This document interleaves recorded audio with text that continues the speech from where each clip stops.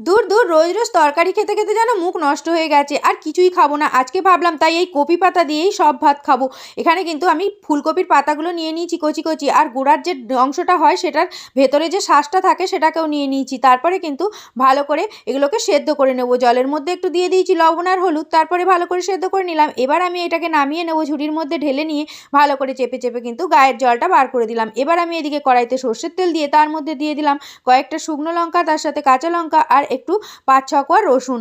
ব্যাস দিয়ে ভালো করে ভেজে তুলে নিলাম। এবার আমি এখানে মিক্সির মধ্যে সব কিছু পাতা আর এই সব ভাজা রসুন লঙ্কাগুলোকে নিয়ে পেস্ট বানিয়ে নিলাম। এবার আমি কড়াইতে আবারও সর্ষের তেল দিয়ে কালো জিরে ফোড়ন দিলাম, তার মধ্যে ওই পাতার পেস্টটা দিয়ে দিলাম, দিয়ে ভালো করে কিন্তু এবার নাড়াচাড়া করতে হবে। আর তারপরে এখানে কিন্তু দিয়ে দিলাম পরিমাণ মতো লবণ আবারও, দিয়ে আবারও ভালো করে নাড়াচাড়া করে নিতে হবে যাতে তলায় পুড়ে না যায়। অনবরত কিন্তু নাড়াচাড়া করে শুকনো করে নিতে হবে। এইভাবে উপর থেকে একটু কাঁচা সর্ষের তেল দিয়ে দিলাম। ব্যাস গরম গরম ভাতে জাস্ট